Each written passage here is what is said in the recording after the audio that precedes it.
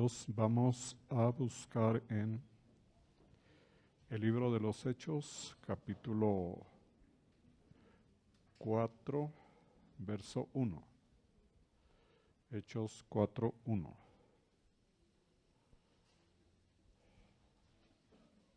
Dice, hablando ellos al pueblo, vinieron sobre ellos los sacerdotes con el jefe de la guardia del templo y los saduceos, resentidos de que enseñasen al pueblo y anunciasen en Jesús la resurrección de los muertos. Señor, te damos gracias, damos gloria, honra y alabanza a tu nombre, glorificamos tu nombre y tu poder.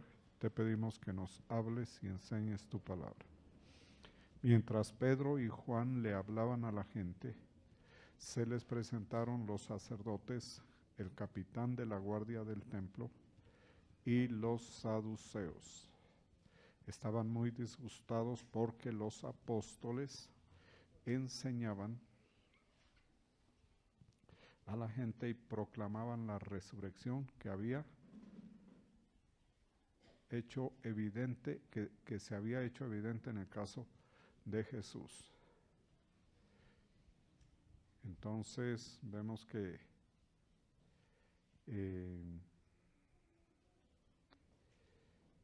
esta escena corresponde a la situación de la predicación del Evangelio. Ellos estaban predicando el Evangelio y contando lo que habían visto, lo que les había acontecido, porque acá en la versión Reina Valera lo dice.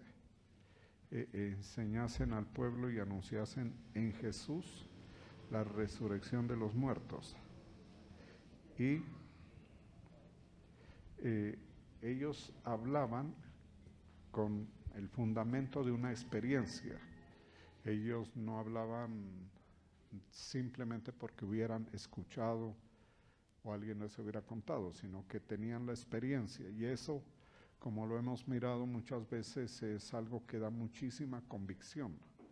Es decir, nada más fuerte que cuando uno ve las cosas y observa y se notifica, y entonces adquiere una veracidad y una convicción para contar o transmitir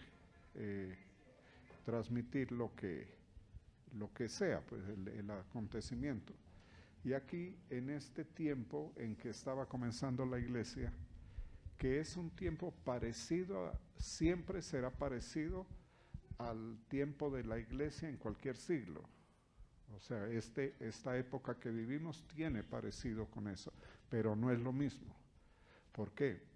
Porque nosotros tenemos una vida, hemos llegado a la vida de fe a través del trabajo de la iglesia, pero de una iglesia completamente establecida en el mundo, con siglos de experiencia, de historia. Y hay un marco espiritual y cultural que facilita y que, por supuesto, es como decir, muchas de las puertas espirituales para la predicación del Evangelio ya están abiertas. Sin embargo, es parecido porque para cada generación, para cada persona como nosotros, también tiene un carácter nuevo, adquiere un carácter nuevo, porque bueno, el día que alguien se convierte, la experiencia es nueva para él y comienza toda una experiencia. Y entonces los fundamentos de la palabra se vuelven muy importantes. ¿Por qué? Porque debemos entender que nosotros, los cristianos de este siglo, para la profesión de nuestra fe, pues tenemos la única narración veraz, creíble, reconocida como una voz de autoridad, y es la Biblia. O sea, nosotros no tenemos la narración en vivo de nadie, sino lo que está escrito. Y eso facilita, por un lado, o por varios aspectos. Los dos más importantes es que la Biblia habla por su propia autoridad. Eso es importante. Y cuando uno expone el Evangelio, debe tener la habilidad para dejar que la Biblia hable con su propia autoridad, no usando ninguna otra autoridad sino la de la palabra escrita. Y segundo, que a nosotros ya nos queda como un marco de referencia en cuanto a qué es lo que narran los apóstoles, qué es lo que narran los discípulos de la iglesia del primer siglo. ¿Cuáles fueron los acontecimientos y las narraciones? Porque eso es lo fundamental. Y uno observa en el libro de los Hechos, sobre todo, que la narración fundamental que sirvió para establecer la iglesia y que le atrajo sobre ella la persecución, cómo será de importante lo que ellos contaban, que se ganaron la persecución. Y lo que ellos contaban era sencillamente la resurrección de entre los muertos. Aquí lo dice, resentidos de que se enseñasen al pueblo y anunciasen en Jesús la resurrección de los muertos. Ahora, puede decir alguien, no, pero es que ellos no creían en la resurrección. Los fariseos defendían el concepto de la resurrección. Los que atacaban la doctrina de la resurrección de los muertos, que es anterior a Cristo, porque esa doctrina no comienza con Cristo Jesús, eran los saduceos. Los fariseos se mantenían defendiendo eso, el tema de la resurrección. Por eso los saduceos aceptaban muy fácilmente los 5 libros de Moisés, pero los salmos, los profetas, como los llaman ellos, los libros de historia, los históricos, o sea, crónicas, reyes, esos los saduceos no los aceptaban porque esos libros tienen el testimonio de resurrecciones, por ejemplo, las que el Señor hizo a través de Elías, las que hizo a través de Eliseo, por ejemplo. Entonces los saduceos, ellos, la postura espiritual de los saduceos era contra la resurrección. Y ese era el tema de discusión entre fariseos y saduceos. Pero aquí vemos que todos están en contra de la doctrina o de la enseñanza o de la narración o del testimonio de la resurrección de Cristo. O sea, con Cristo si no. Aceptaban las resurrecciones del Antiguo Testamento, pero cuando les hablaron de la resurrección de Cristo no la aceptaron. Y como dice ahí, se resintieron, se estaban enardecidos. Por eso los perseguían casi que hasta matarlos. De hecho, finalmente los mataron, igual que al Señor. ¿Y por qué esta doctrina es tan ferozmente resistida? ¿Y por qué quieren evitar? Ahora, ¿quiénes son los que se oponen a esto? Pues sencillamente los espíritus, las fuerzas espirituales del enemigo, porque el apóstol Pablo nos ilustra en el tema diciendo, no tenemos lucha contra seres humanos. Esto al menos significa la iniciativa de la oposición y de la persecución no es humana. Así está en cabeza de los sacerdotes o del sumo sacerdote. Es una iniciativa espiritual, es decir, para hablar corto, el diablo y su reino. Ellos son los que no aceptan. ¿Por qué? Porque la doctrina de la resurrección es la fundamental. Esa es la central, porque sí, como por eso Pablo cuando discute el tema de la resurrección dice, pues si no hay resurrección, comamos y bebamos y listo, y se acabó el tema, porque entonces, ¿qué es lo que estamos hablando y qué es lo que estamos defendiendo? Si todos vamos a morir y nunca más nos levantamos, no ha pasado nada. ¿Qué problema? Ahí se acabó todo, para cada persona. vuelve al polvo y se acabó y no más. Y eso es así, eso es cierto, eso es una realidad que todos vemos. Todos. Se le muere un pariente y usted ya sabe. Ya, se acabó. Y ahora con el tema de la cremación, pues más. Porque antes decía, no, allá se va a estar pudriendo el fulanito. ¿Cómo estará? Desfigurado, bueno, los huesitos ya. Ahora no, lo queman y listo, quedó hecho polvo.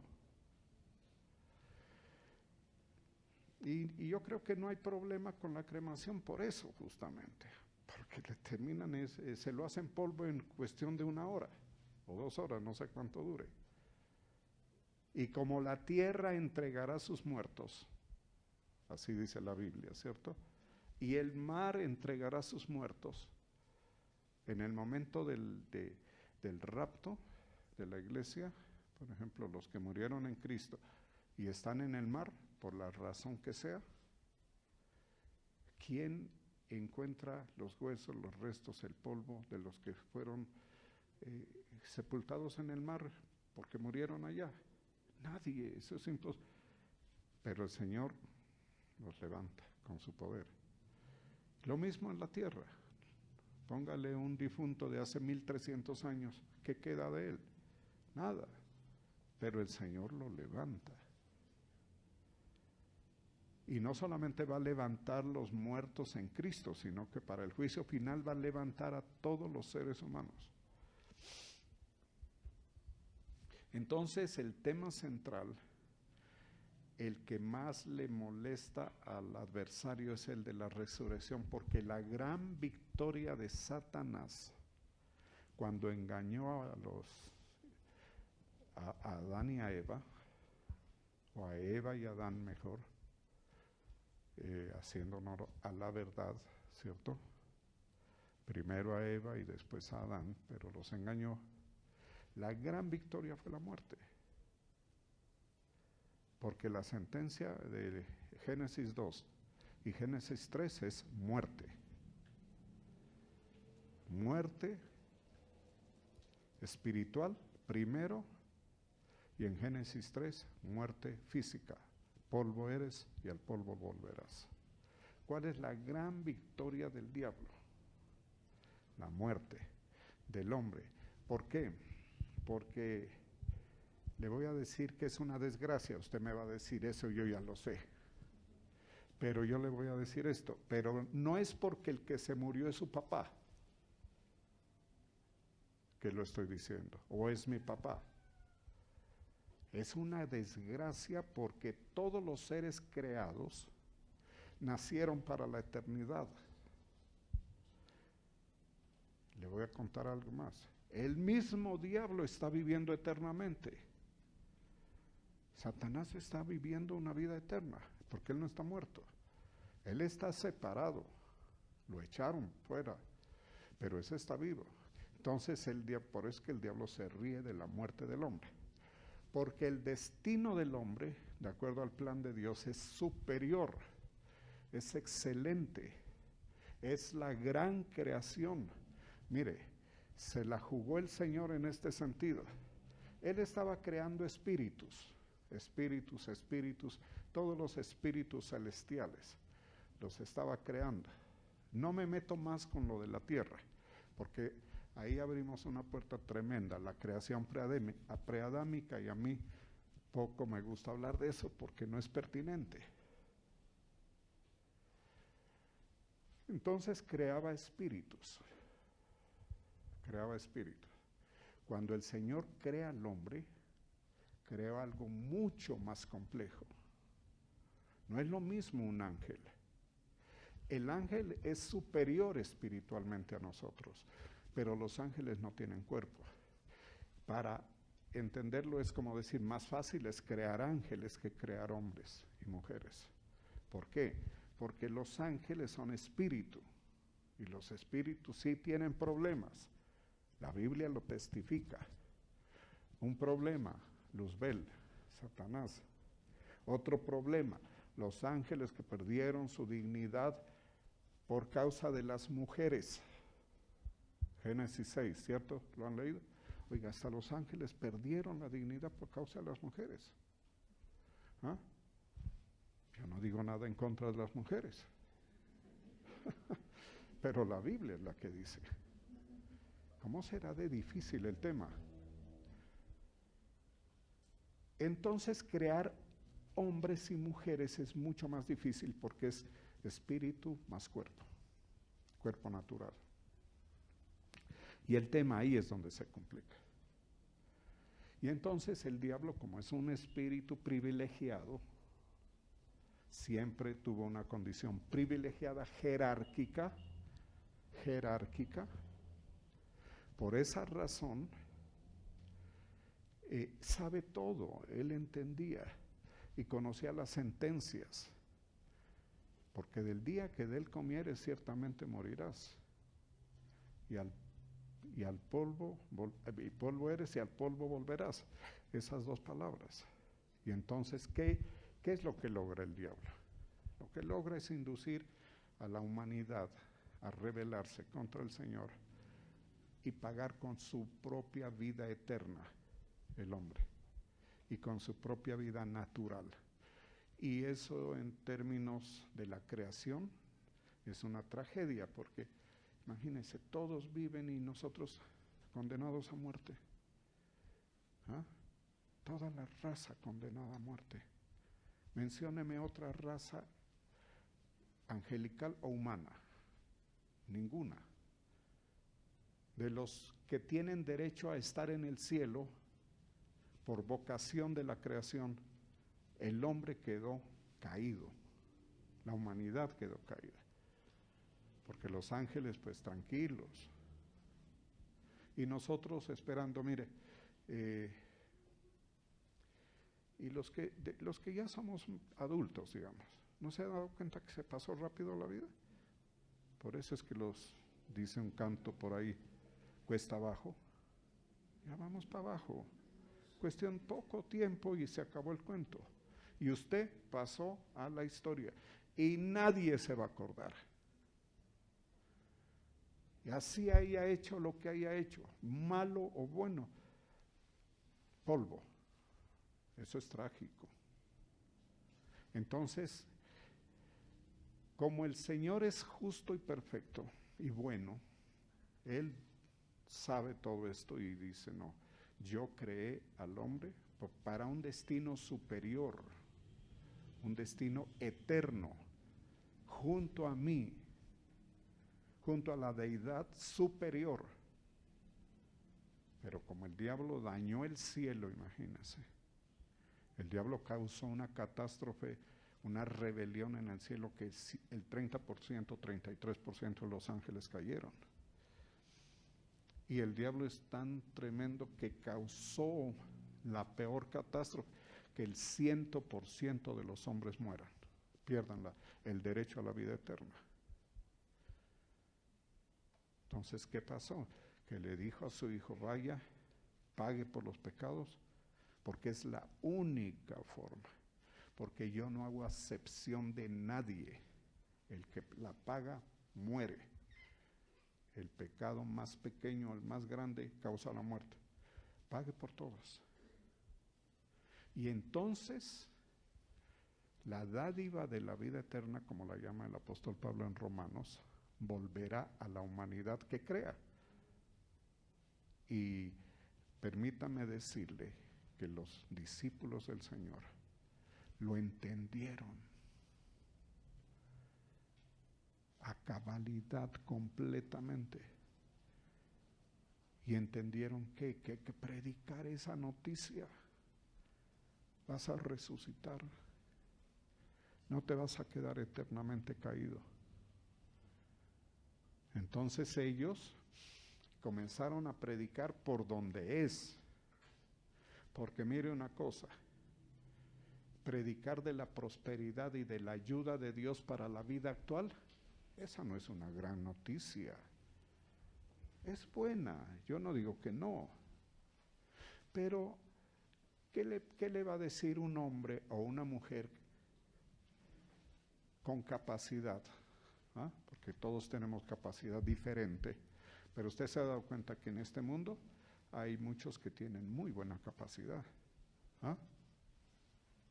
Y resuelven el problema natural y social más crítico, que es el de la prosperidad, el económico. Lo resuelven. Y entonces van a decir, ustedes necesitan ir a rezar para prosperar. Jaja, yo no necesito eso. Yo resolví ese problema del dinero rapidito. EPA Colombia lo resolvió en 2x3. Está llena de plata. Esa no sabe nada de nada, pero resolvió el problema. El asunto no es tan sencillo, ríase, pero no es tan sencillo.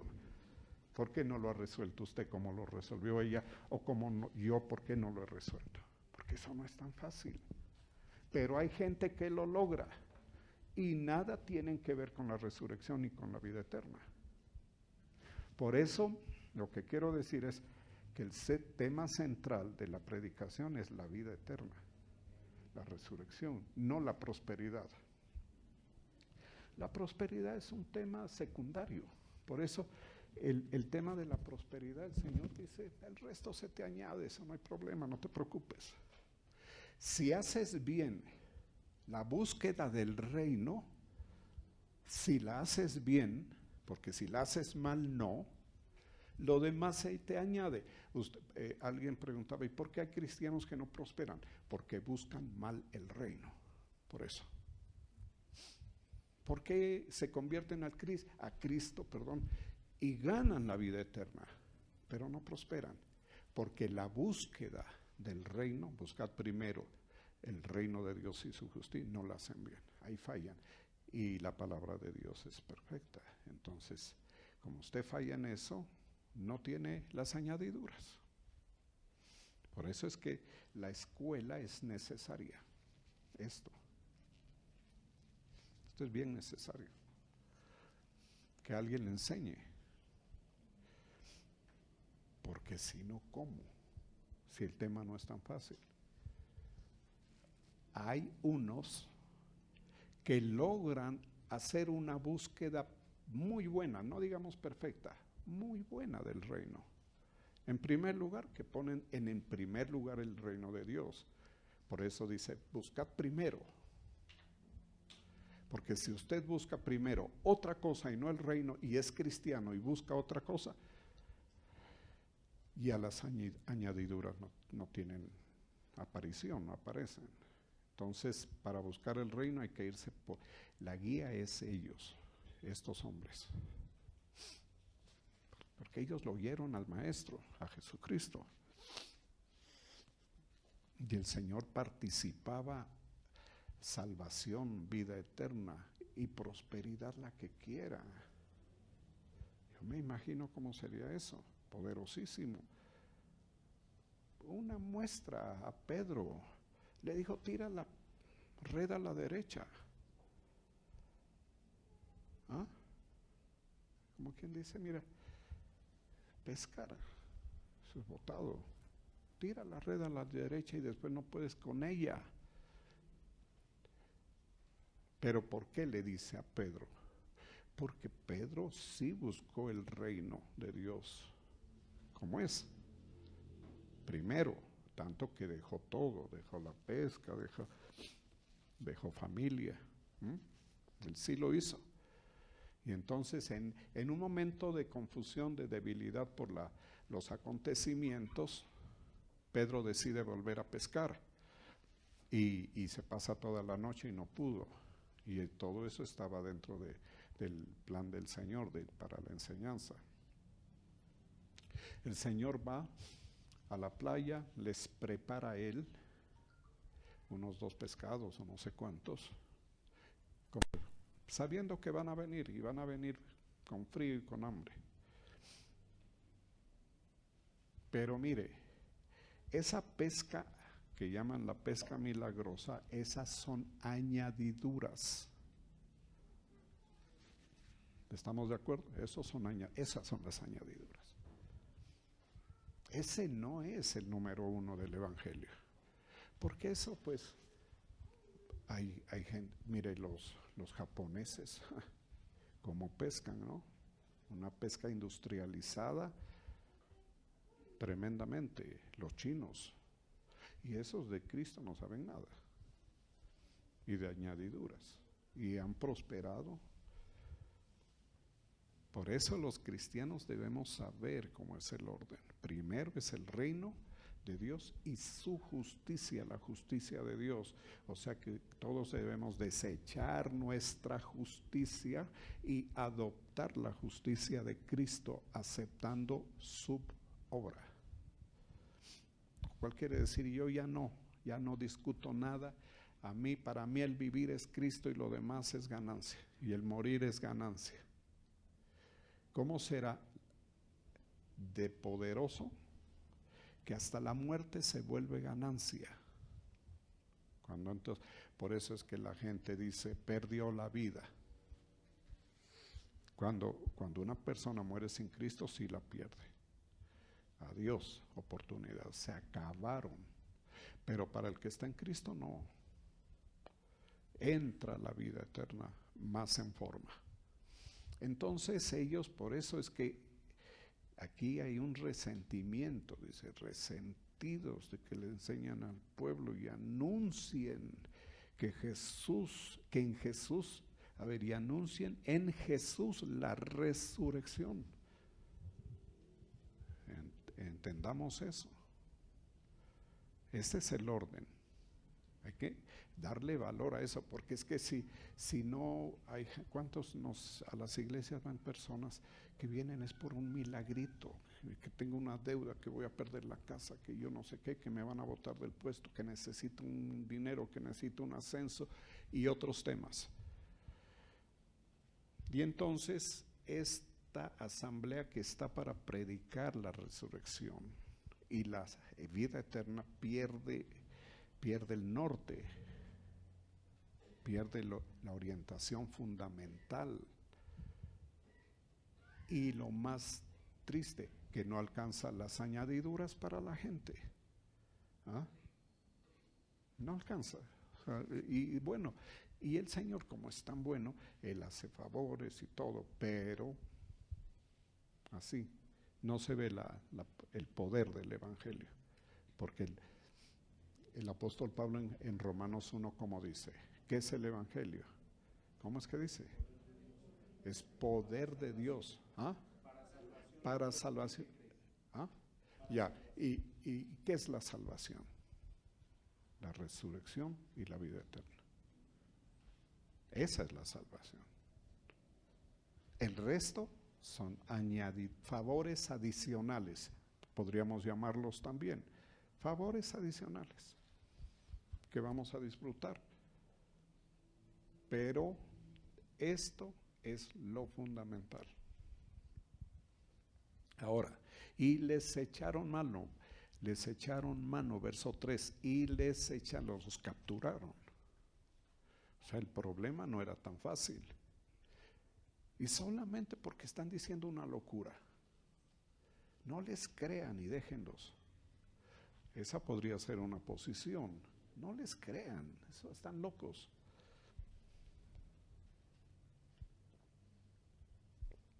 No les crean que uno resucitó, que de entre los muertos, no les crean. Solucionado el problema.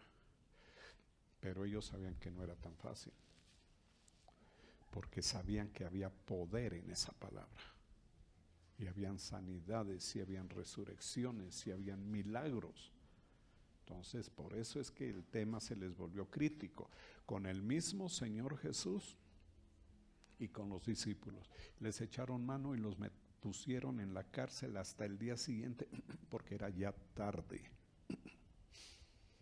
Y luego dice, pero muchos de los que habían oído, mire, el tema es difícil porque solamente cuando oyes y crees, pasa de todo. Por eso es que aquí usted dispóngase a creer. Así diga, no entiendo, no sé qué argumento tenga. Crea, descomplique el tema. Voy a creer. Y dice muchos de los que habían oído, creyeron, no falta la palabra, creyeron. Y el número de los varones era como 5,000. Al día siguiente se reunieron en Jerusalén los gobernantes, los ancianos y los escribas, y el sumo sacerdote. Porque se reunió la máxima jerarquía civil y religiosa. ¿Por qué se reunió el sumo sacerdote? Es que mire, la sociedad es jerarquizada. Eso no le bote corriente, ¿ya? Solo el diablo es el que dice que no es jerarquizada. Pero aún su reino es jerarquizado. Por eso hay principados, potestades, gobernadores y huestes. Pero él no dice, como él es mentiroso, no dice. Y a la gente, a la sociedad le mete el cuento que no, todos igual, todos igual, todos igual. Mentira. Nunca, jamás ha sido así. Las jerarquías existen, gústenos o no nos gusten. Y ya le digo, hay jerarquías en el reino de las tinieblas, y hay jerarquías angelicales, y hay jerarquías civiles, y hay jerarquías militares. Comandante general de las fuerzas militares. ¿Quién es? Un general. Ese no es un sargento primero.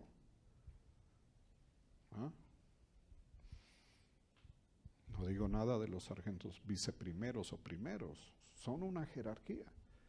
No dice nada de los soldados rasos. Son la mínima. Pero hay generales. Esas jerarquías. Y aquí hay que entender por qué se reunieron las jerarquías. Porque el tema era definitivo para ellos. Eso pasa cuando dicen o nos reunimos y arreglamos esto, o estos nos acaban, o estos nos trastornan todo el orden establecido, que era el judaísmo y los fariseos y el somos, nos trastornan. Esto no lo podemos permitir. Y por eso con el Señor Jesús se reunió la máxima jerarquía e involucraron al gobernador romano, que era más alta jerarquía todavía. Y con los discípulos, que eran los apóstoles, la jerarquía de los apóstoles obligó a que la jerarquía sacerdotal se reúna.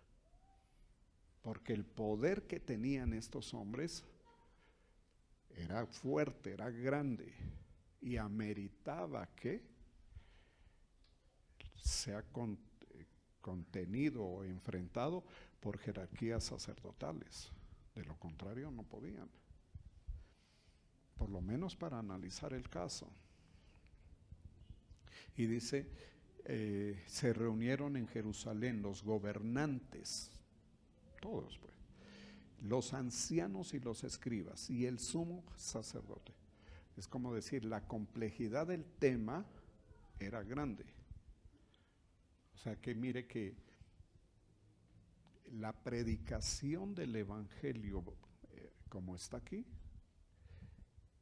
al diablo y a sus siervos y a sus jerarquías los ponen aprietos. Los mueve. Cuando se predica diferente, no se mueve nadie allá. No hay problema. Cuando predicaron los hijos de Zeban, incluso se movieron para darles una paliza. Y no el sumo sacerdote ni las máximas jerarquías espirituales, unos demonios de poca monta.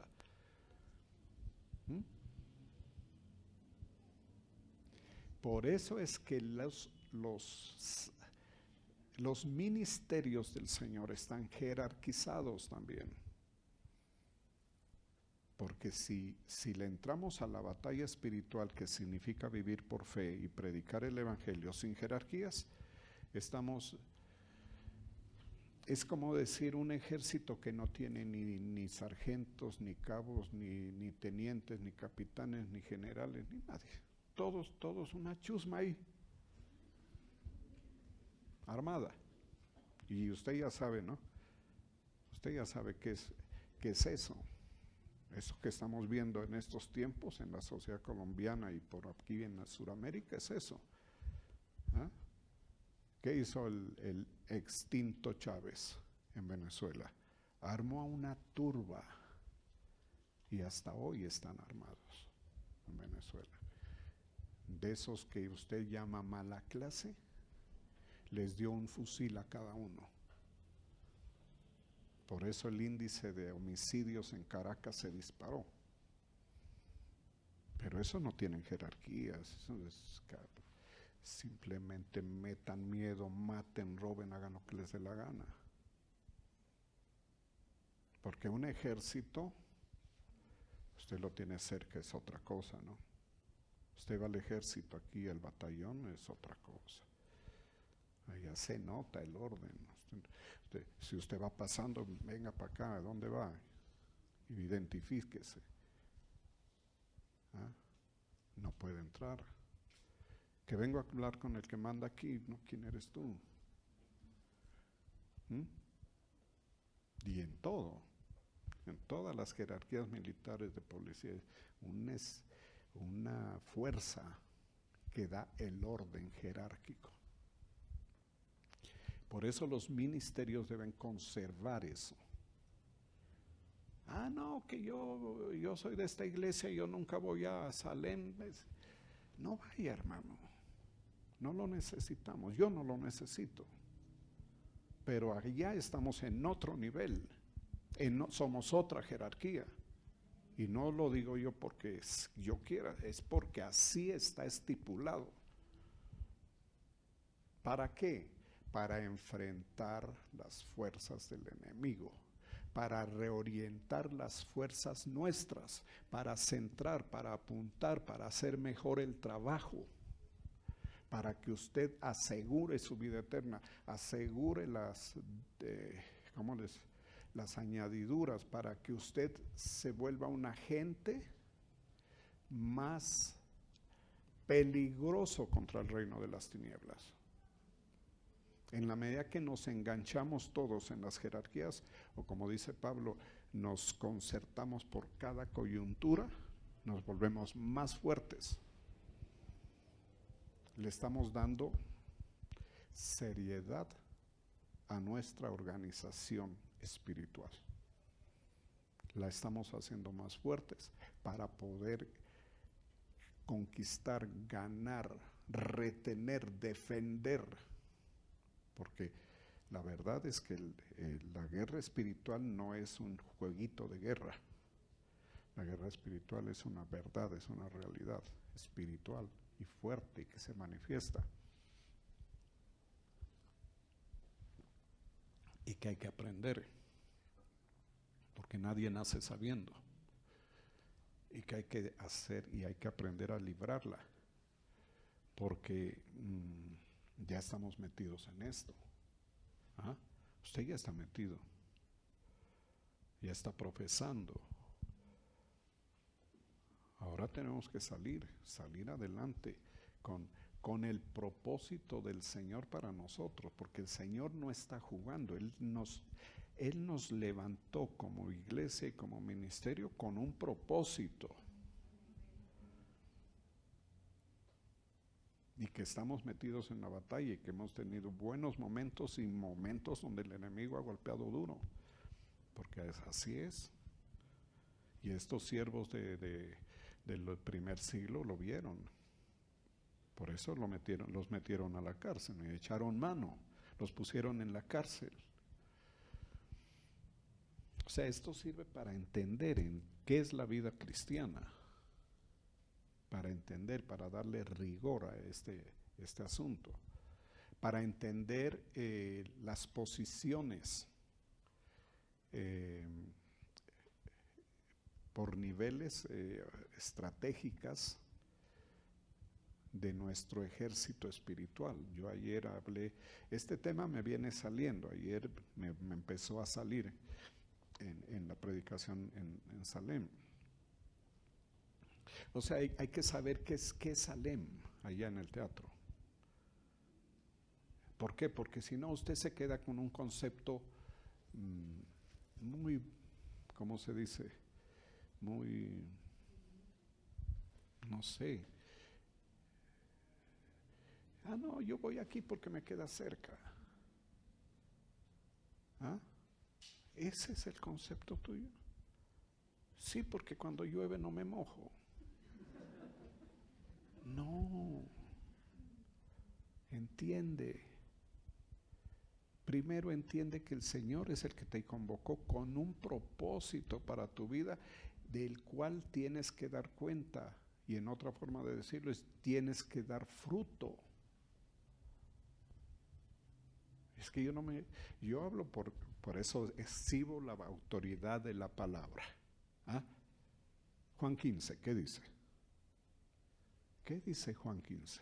¿Yo me estoy inventando? ¿Viene a fregarles la vida?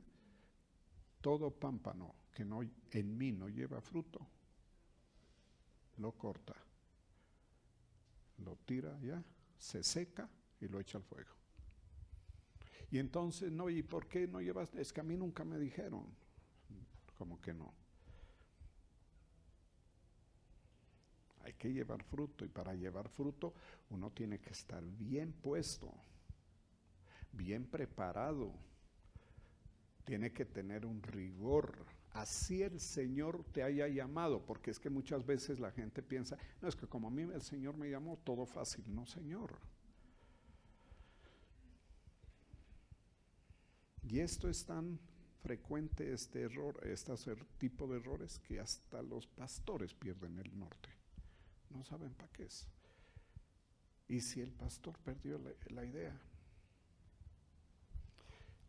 no van para ninguna parte. En este contexto significa no buscan bien el reino de Dios y su justicia, porque no saben, y por consecuencia son salvos, ojalá, pero no llevan las añadiduras. Son salvos, ojalá, porque entonces, ¿en qué queda el capítulo 15 de Juan? ¿O cómo se entiende eso? Todo pámpano que en mí no lleva fruto, y el fruto es resultado, es el resultado al propósito de Dios. O sea, ¿para qué te llamó? Esto tiene que hacernos entender, no importa el tiempo. Si lo has perdido, no importa. ¿Por qué? Porque tienes tiempo. Tienes tiempo. Puedes reestructurar tu vida espiritual, puedes enderezarla, puedes cambiar, porque se te van a pedir cuentas. Y si no llevas fruto, el Señor no se agrada. ¿Y cómo llevo fruto? Como le digo, haciendo las cosas del reino bien, capacitándose, preparándose, referenciándose, entendiendo el contexto. Porque es lo que el Señor da. Y bueno, eso pasa en todas las iglesias del mundo. Esto no es aquí nomás. Pero yo no hablo de todas las iglesias del mundo porque a mí no me interesa. Porque yo hablo por los que tengo enfrente.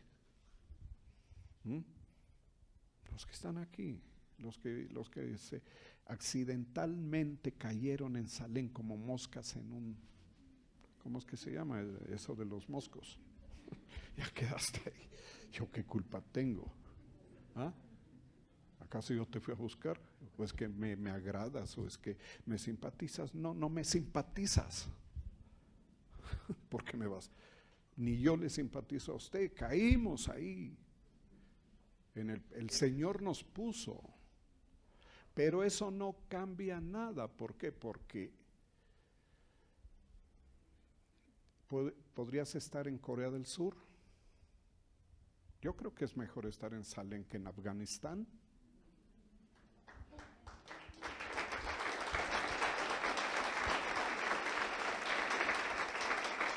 ¿Sí me entiende? O sea, hay sitios peores que Salem, tranquilo. ¿Ah? Para profesar la fe. Hay sitios terribles en Irán. Irán es un país terrible. Yo no quisiera vivir allá. O en China. Pero cuando uno lee, hay cristianos. Y entonces, ¿y estos cómo viven allá? ¿Cómo sobreviven? Heroicos. Tremendo, yo no sé cómo. Mucha fe. Porque es así. Entonces, uno no tiene que mirar esto aquí como dificultad. Esto es paseo, hermano. Lo que nos toca soportar aquí es nada. Lo que nos corresponde ganar es todo. Es fácil. Hay que morirse, hay que negarse, hay que buscar el reino de Dios primero y su justicia, el orden, todo lo que Dios diga, justifique. Hay que concertarse, dice el apóstol Pablo, y todo el cuerpo bien concertado y unido entre sí por todas las coyunturas que se ayudan mutuamente. Así funciona. ¿Para qué? Para que todos vayamos creciendo en la unidad de la fe y del conocimiento del Hijo de Dios hasta la estatura de Jesucristo, del varón perfecto. Por eso es que en las iglesias se ve unos que son pigmeos, enanos, no tienen ni idea, que no han crecido ni esto.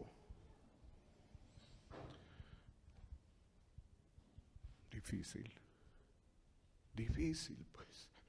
¿Ah? Que están pensando solo en sí mismos y no en el llamado del Señor para sus vidas. Por eso es que el nivel apostólico, así como me toca ejercerlo, y yo digo, yo no soy lo máximo, pues. Quiero decir, yo no soy así individualmente. A nivel de todas las iglesias del mundo, yo no soy nadie. Pero para vosotros lo soy, como dice el apóstol Pablo. O sea, referencia a la jerarquía, porque por ahí va a venir su bendición. Crezca espiritualmente. Yo le estoy dando una pauta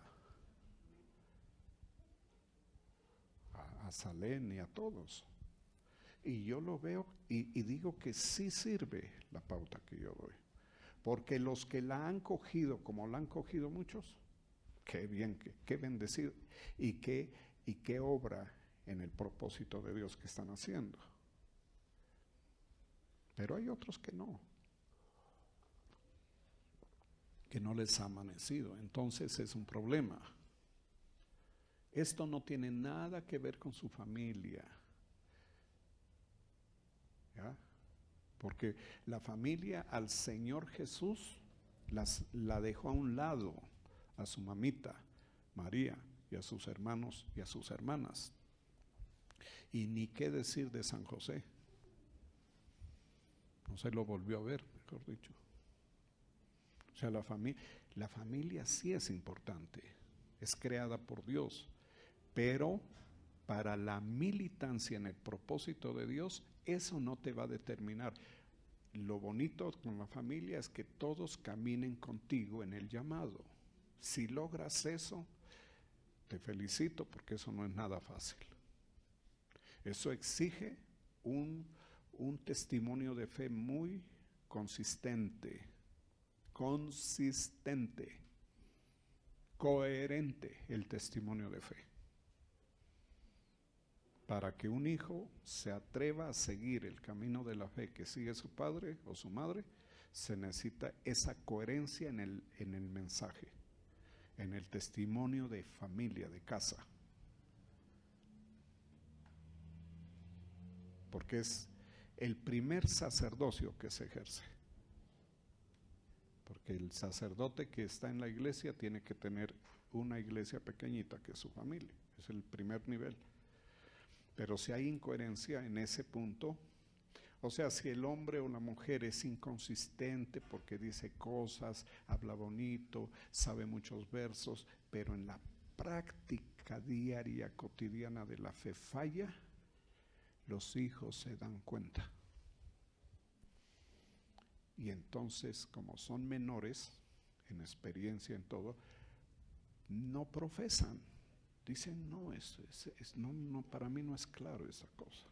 Yo más bien me hago mecánico, me hago médico, me hago lo que sea. Eso es más coherente. Y por eso muchos se van a otras actividades y es legítimo perfectamente. Porque si no, esto queda como, eso es de locos, mi papá se volvió loco y ahí está con un poco de locos en la iglesia. Gente incoherente, gente que no sé, es que no es no verlos, van dando la misma cara, todos. Las mismas poses, las mismas actitudes. O sea, se crea una unanimidad que no es la de la Biblia. Porque la unanimidad de la Biblia, y todos unánimes, es en la palabra. Ahí está en el testimonio de la palabra.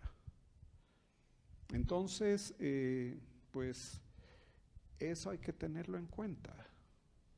Y esa es la labor que trato de hacer. Y no con ustedes solamente. No se sienta maltratado por lo que ha oído. No sé, más bien siéntase bien, porque si usted tiene fe, usted puede hacer un cambio en su vida, y no porque lo diga yo, sino porque es el testimonio de la palabra. Porque usted necesita estar en un cuerpo jerarquizado para poder enfrentar las jerarquías del enemigo. Usted tiene su jerarquía, pero esa no es la más alta. Tiene que ir por fases. Y dentro del contexto. Porque el ejército, cualquier ejército es fuerte por su organización, por su tamaño, por sus jerarquías. En las guerras, eso se ha visto. Por eso es que mire cómo es. En los países y en las naciones y en las guerras, a nivel militar, de análisis estratégico y militar, se cuentan cuántos generales tiene el ejército enemigo. No solamente se van a contar cuántos aviones de guerra o cuántos tanques, sino cuánta gente de jerarquía que sabe pelear estratégicamente. ¿Me hago entender en eso? ¿Cuántos generales? Las máximas jerarquías. Porque si un ejército tiene 1 o 2 o 3 generales y se enfrenta a un ejército que tiene 60 generales, difícil que la gane. Los alemanes, cuando se metieron a la Segunda Guerra Mundial con todo el mundo, a pelear con todo el mundo, tenían cantidad de generales. Y los americanos igual. Los americanos tenían en el frente oriental contra Japón, tenían un montón de gente de jerarquía alta. MacArthur, famosísimo, pero ese era un gigante militarmente hablando, una estratega. Y en Europa tenían otros, Patton, general George Patton. O sea, no eran cualquier cosita. ¿Sí me hago entender en eso? Porque si no es una turba de soldados que, mi novia, cantando cualquier coro de soldados.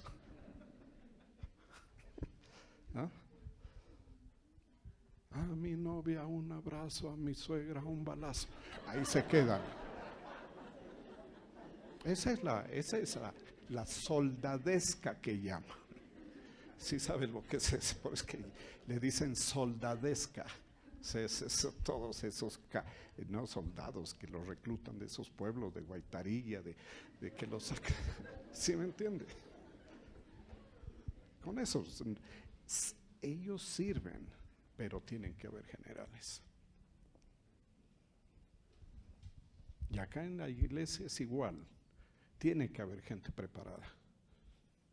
Tienen que haber personas que saben, que entienden, que saben motivar, que saben hablar, que saben resolverte tu problema sin saberlo. Que el Espíritu Santo los puede usar porque están preparados. Porque mire qué pasa, y ya termino. Si yo vengo aquí y 3 o 4 son movidos a consagración, he cumplido una tarea.